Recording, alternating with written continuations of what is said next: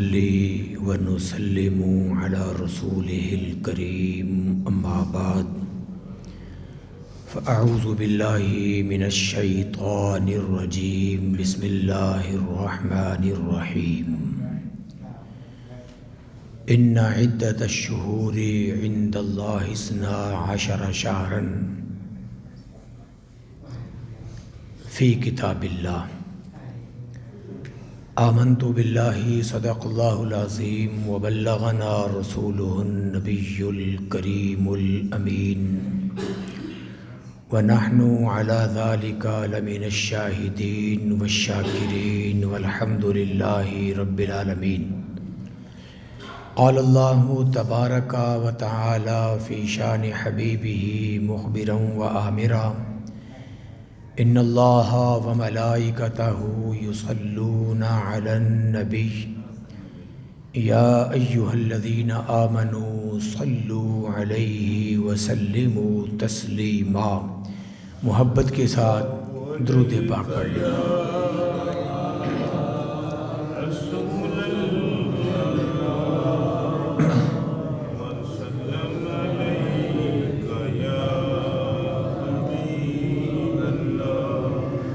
حضور ہی کا کرم ہو تو بات بنتی ہے وگرنہ میرے گناہوں کا کچھ حساب نہیں. پڑھیے صلی اللہ علیہ یا رسول اللہ وسلم علیہ یا حبیب اللہ صلی اللہ علیہ یا رسول اللہ وسلم علیک یا حبیب اللہ.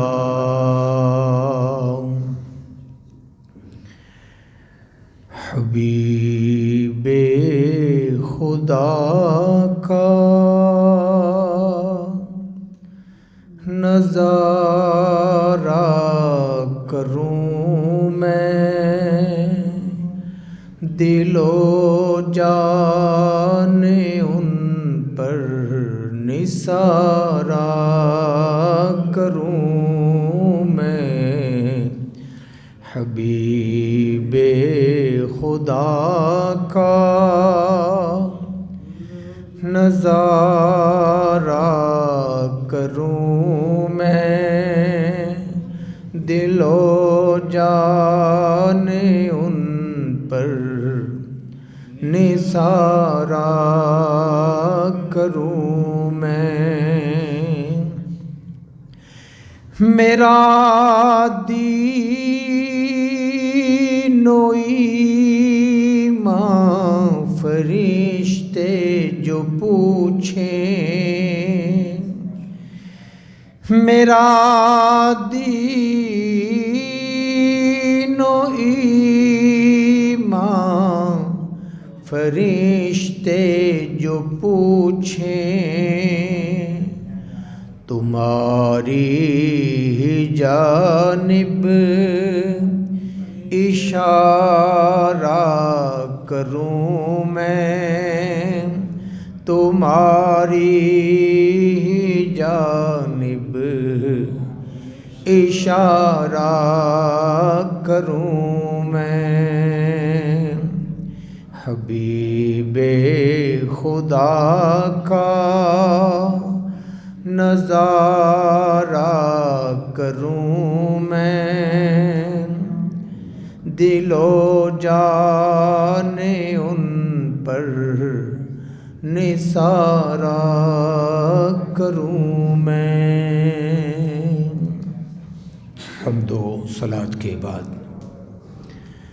بے حد احترام کے لائق حاضرین اور سامعین، ماہ دسمبر اپنے اختتام کی جانب بڑھ رہا ہے اور سن عیسوی کے مطابق سال کا یہ آخری مہینہ ہے، 12واں مہینہ۔ ہجری سال ہو یا عیسوی سال ہو،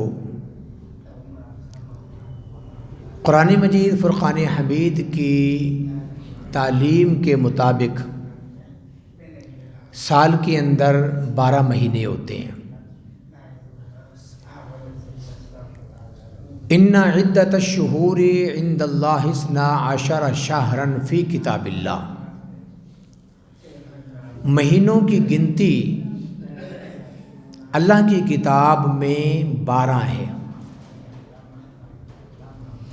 یہ 12 مہینے مکمل ہو جانے کے بعد ایک سال مکمل ہو جاتا ہے۔ ہم بعض اوقات بلکہ اکثر اوقات خوشی کا اظہار کرتے ہیں کہ ایک سال مکمل ہوا، اور اکثر اوقات ہم سال مکمل ہو جانے پر سالگرہ کا بھی اہتمام کرتے ہیں، اور بعض اوقات ہم اس حوالے سے سنجیدگی کے ساتھ سوچتے بھی ہیں۔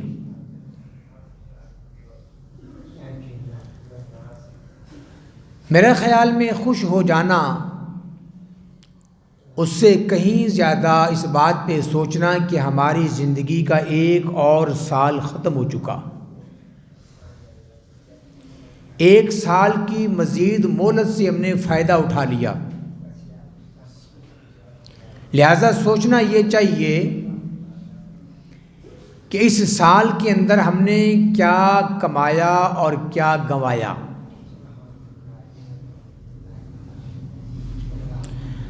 اگر سال کے اندر آپ کی نیکیوں کا پلڑا باری ہے تو پھر یقیناً اطمینان کی بات ہے اور خوشی کا موقع ہے، اور اگر پورا سال آپ کی نیکیوں کا پلڑا کمزوری ظاہر کر رہا ہے اور اس کے اندر نیکیاں بہت کم دکھائی دیتی ہیں، نہ ہونے کے برابر، تو پھر یہ بات ہمارے لیے لمحہ فکریہ ہونی چاہیے کہ زندگی کا ایک اور سال برباد کر دیا، ضائع کر دیا، اور میں اس میں سے کچھ نہ کما سکا۔ دوستان عزیز، زندگی کا تسلسل اپنے معمول کے مطابق جاری رہتا ہے۔ انسان ہر روز نت نئے منصوبے بناتا ہے، نئی امنگیں آرزوئیں اس کے اندر جنم لیتی ہیں، منصوبہ بندی کرتا ہے اور یہ خیال کرتا ہے کہ میں نے کل یہ کرنا ہے، کل میں نے یہ کرنا ہے، آنے والے مہینے میں یہ کرنا ہے۔ لیکن یاد رکھیں، انسان کی زندگی میں کل کبھی بھی نہیں آتا۔ انسان کے پاس کرنے کے لیے صرف آج کا دن ہے، جو گزر چکا اس پہ انسان کا اختیار ختم ہے، اور جو آنے والا کل ہے آپ کے پاس کوئی گارنٹی نہیں کہ آپ کو وہ کل کا دن دیکھنا نصیب ہوگا۔ ہاں، جو آج کا دن آپ کے پاس موجود ہے، بس اتنی ہی مہلت آپ کے پاس ہے، آپ اس کو کس کام میں گزارتے ہیں یا کس کام میں اس کو لگاتے ہیں۔ حضرات گرامی، یہی آپ کے پاس اثاثہ ہے اور یہی آپ کے پاس ٹائم ہے۔ تو گزرنے والا سال ہمیں کئی حوالوں سے خبردار کر رہا ہے کہ دیکھو یہ بھی گزر چکا، ابھی کل کی بات لگتی ہے کہ سن 2020 شروع ہوا تھا، آج اختتام کے مراحل میں ہے۔ عزیزان گرامی، سب سے پہلے ہمیں اس بات کو سوچنا ہے اور اس بات پہ غور کرنا ہے کہ پورے سال کے اندر ہماری کمائی کیا رہی۔ ظاہر ہے ہر انسان کو رب کی بارگاہ میں حاضر ہونا ہے، اور اگر انسان کی حاضری کا وقت آ جائے تو کیا انسان اس بات کے لیے ذہنی طور پہ تیار ہے کہ میں منہ دکھانے کے قابل ہو سکوں گا؟ اور کچھ نہیں تو تو کم از کم یہ دیکھے کہ میری نمازیں کتنی تھیں اور میں نے کتنی مکمل کی، بلائی کے کام میں نے کتنے کیے، خیرات و صدقات کتنے کیے۔ اور عزیزان من، یہ سال تو سچی بات یہ ہے، اسے آپ خوف کا سال بھی قرار دے سکتے ہیں، کیونکہ پورا سال ایک ایسی کیفیت میں پوری دنیا مبتلا رہی کہ جس سے انسانی معیشت کو، انسانی معاش کو شدید دھچکا لگا۔ ایک ایسا خوف جو بظاہر دکھائی نہیں دیتا اور جو بظاہر نظر نہیں آتا، ہاں اس سے متاثرین نظر آتے ہیں لیکن ظاہری طور پہ وہ نظر نہیں آتا۔ اس خوف میں مبتلا ہو کر عزیزان من، ہماری زندگی کا جو ایک کینوس تھا وہ بہت محدود ہو گیا، ایکٹیویٹیز بہت کم ہو گئیں، ملنا جلنا بہت کم ہو گیا، آنا جانا بہت کم ہو گیا، بہت سارے معاملات اس سال کے اندر ہمارے سامنے آئے۔ آئیے ہم دیکھتے ہیں کہ اس سال کے اندر ان حالات سے اور ان واقعات سے ہم نے کوئی اثر قبول کیا؟ اگر کوئی اثر قبول کیا ہے تو یقیناً یہ بہت خوشی کی بات ہے کہ بحمد اللہ ہم نے ان واقعات سے سیکھا ہے۔ ایک مقولہ ہے عربی زبان کا، السعید من وعظ لغیرہ، عقل مند وہ ہوتا ہے، دانا وہ ہوتا ہے جو دوسرے کو دیکھ کر نصیحت حاصل کر لے۔ آپ کے سامنے ایک شخص جا رہا ہے، اچانک اسے ٹھڈا لگتا ہے اور وہ لڑکھڑا کر گر جاتا ہے۔ جب آپ قریب پہنچتے ہیں تو محتاط ہو جاتے ہیں اور چلنے میں مزید احتیاط کا دامن تھام لیتے ہیں۔ کیوں؟ کہ آپ کے سامنے ایک شخص گرا ہے اور وہ غلطی سے گرا ہے، یقیناً وہ انجانے میں جا رہا ہوگا، بے دھیانی سے چل رہا ہوگا، لہٰذا آپ اگر وہاں سے محتاط ہو کے نکلتے ہیں اور دیکھ بھال کے نکلتے ہیں کہ کہیں کوئی چیز ٹھڈا لگنے والی تو نہیں ہے، تو آپ سے بڑا عقل مند کوئی نہیں۔ عزیزان گرامی، اگر آپ کسی کو گرتا دیکھ کر بھی پھر بھی آپ نہیں سنبھلتے اور اپنے آپ کو ٹھیک نہیں کرتے تو پھر یقین مانیے اس سے بڑی جہالت والی اور بات کوئی نہیں ہے۔ تو یہ سال پورا کا پورا بڑے خوف کے عالم میں اور بڑے تشویش کے حالات کے اندر گزرا۔ کیا اس کا کوئی حل بھی ہمارا دین ہمیں بتاتا ہے؟ یقیناً بتاتا ہے۔ اس کا حل کیا ہے؟ آئیے اس کا حل قرآن پاک سے لیتے ہیں۔ عزیزان گرامی، ڈاکٹر رات یہ بتاتے ہیں کہ انسان کے جسم پر بیماری تب حملہ کرتی ہے جب انسان کی جسمانی صلاحیت کم ہو جائے، جسے قوت مدافعت کہتے ہیں۔ اگر آپ کے جسم کے اندر قوت مدافعت مضبوط ہے تو بیماری کے اثرات بھی آپ پر اتنی اثر انداز نہیں ہو سکتے۔ بیماری تب اثر انداز ہوتی ہے جب آپ کی قوت مدافعت کمزور پڑ جاتی ہے۔ قرآن مجید فرقان حمید کے اندر ہمیں ایک سورہ ملتے، سورہ ہود کے اندر یہ واقعہ ملتا ہے۔ حضرت ہود علیہ السلام نے اپنی قوم سے کہا تھا، وَيَا قَوْمِ اسْتَغْفِرُوا رَبَّكُمْ إِنَّهُ كَانَ غَفَّارًا يُرْسِلُ السَّمَاءَ عَلَيْكُمْ مِدْرَارًا وَيُمْدِدْكُمْ بِأَمْوَالٍ وَبَنِينَ وَيَجْعَلْ لَكُمْ جَنَّاتٍ وَيَجْعَلْ لَكُمْ أَنْهَارًا۔ اے میری قوم، اللہ پاک کی بارگاہ میں استغفار کرنے والے بن جاؤ۔ نتیجہ کیا ہوگا؟ جب استغفار کرو گے اور توبہ کرو گے تو یرسل السماء علیکم مدرارا، تو اس کی بارگاہ سے تم پر مہربانیوں کی بارشیں نازل ہوں گی،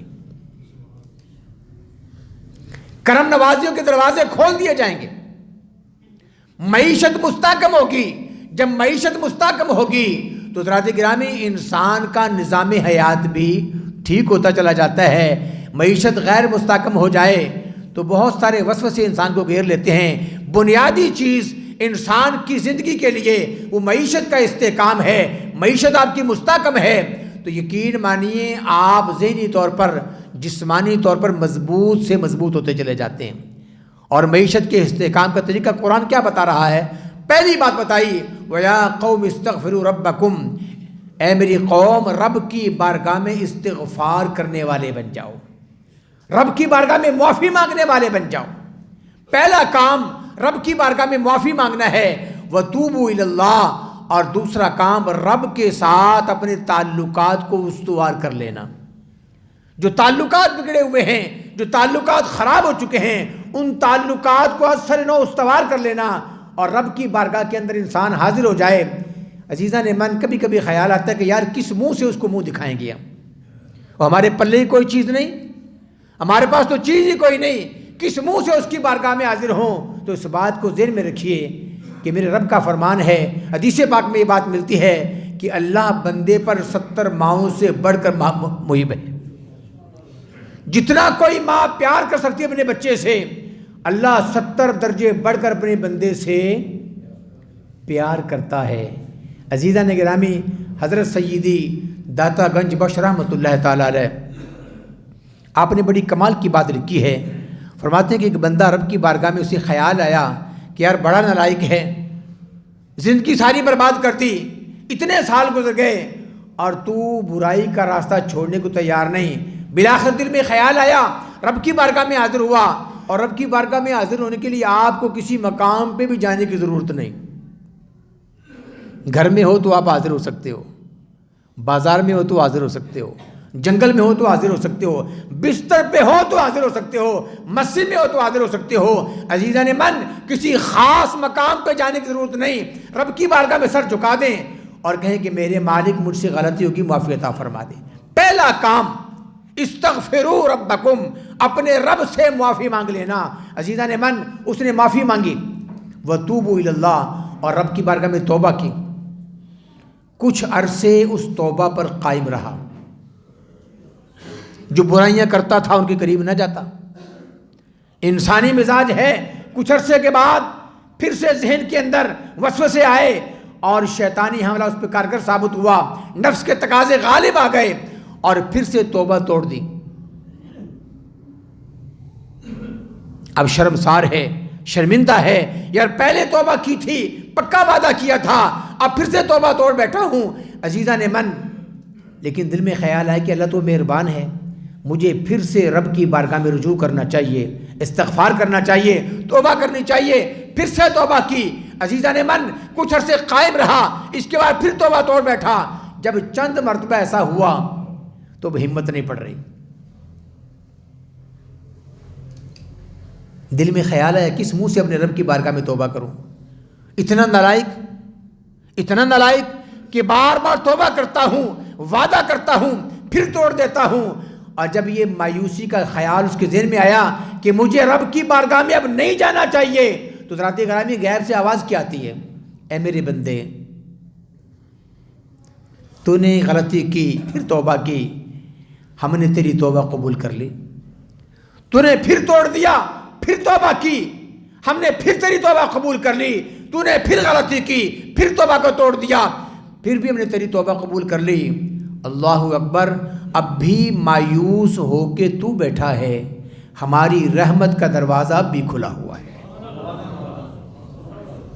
استغفروا ربکم، معیشت کا استحکام بے شمار مسائل پیدا کرتا ہے۔ اگر معیشت کو بچانا چاہتے ہیں اور اس کو بہترین کرنا چاہتے ہیں تو ایک کام اپنے ذمہ کر لیجئے، استغفار کی کثرت کیجئے۔ قرآن پاک کا نسخہ دے رہا ہو، استغفار کو اپنا وظیفہ بنائیے۔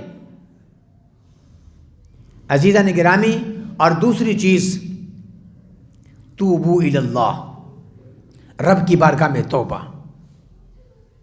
توبہ کسے کہتے ہیں؟ رجوع کر لینا، متوجہ ہو جانا، کسی جانب التفات کرنا۔ انسان تمام معاملات کو چھوڑ کر رب کی بارگاہ میں التفات کر لے، متوجہ ہو جائے، اسے کہتے ہیں توبہ کرنا۔ اور کیسے متوجہ ہو جائے؟ میرے رب، میں کمزور ہوں، میں عاجز ہوں، تیرا بندہ ہوں، محتاج ہوں، گناہ گار ہوں، لیکن پروردگار، میں نے یہ بات سنی ہے کہ وسعت رحمتی کل شیء، تیری رحمت ہر چیز پر غالب ہے، ہر چیز پر غالب ہے۔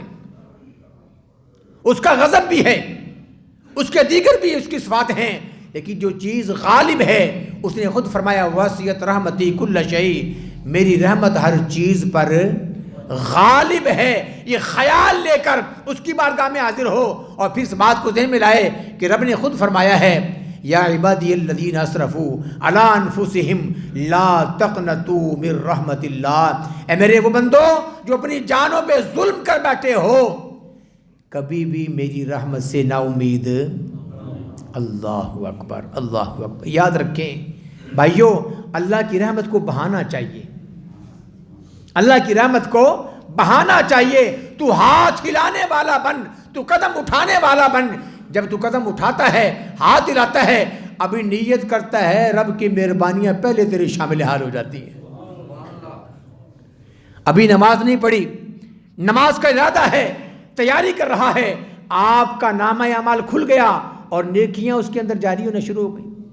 حدیث پاک میں آتا ہے جب بندہ مومن گھر سے نکلتا ہے اور نماز کی نیت لے کے نکلتا ہے، نیکی کا ارادہ لے کے نکلتا ہے، کوئی بھی نیکی کا ارادہ ہو، وہ قدم جتنے اٹھاتا ہے ہر قدم پر نیکیاں اس کے کھاتے میں ڈالی جاتی ہیں، گناہ مٹائے جاتے ہیں، درجے بلند کیے جاتے ہیں۔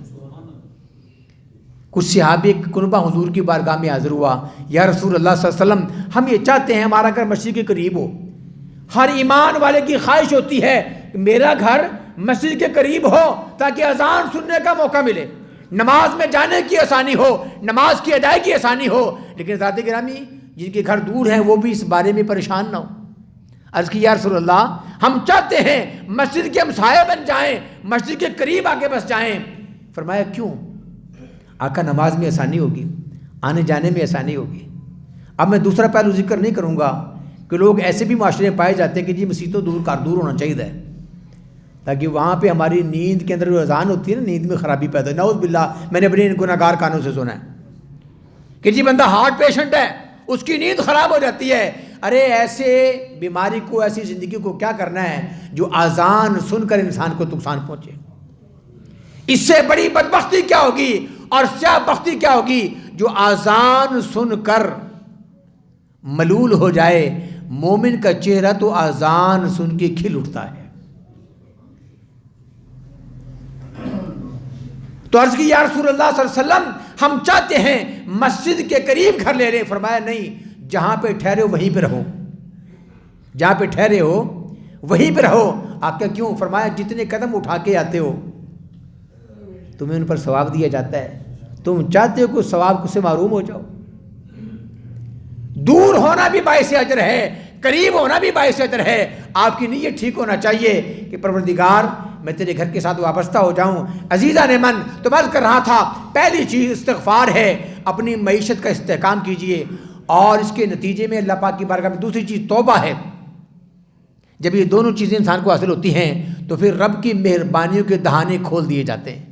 اور تیسری چیز جو انسان کو حاصل ہوتی ہے وَيَزِدْكُمْ قُوَّةً إِلَىٰ قُوَّتِكُمْ، تمہیں جسمانی قوت نصیب کی جاتی ہے۔ میں نے عرض کیا تھا کہ استغفار کے نتیجے میں جسمانی قوت بھی نصیب ہوتی ہے۔ اطباء، ڈاکٹر حضرات آج بھی یہ کہتے ہیں کہ جو انسان جسمانی طور پہ مضبوط ہوتا ہے بیماریوں سے اتنا ہی وہ محفوظ رہتا ہے۔ تو قرآن کا نسخہ یہ ہے کہ استغفار کو بنایا جائے، توبہ کو بنایا جائے۔ نتیجے میں کیا ہوگا؟ معیشت مستحکم ہوگی اور انسان جسمانی طور پر مضبوط سے مضبوط ہوتا چلا جائے گا۔ اللہ پاک کی بارگاہ میں دعا ہے رب کائنات ہمیں یہ جو سال گزرا ہماری کمزوریوں سے صرف نظر فرمائے اور ہمیں آئندہ زندگی بہتر انداز میں گزارنے کی توفیق عطا فرمائے۔ وآخر دعوایا ان الحمد للہ رب العالمین۔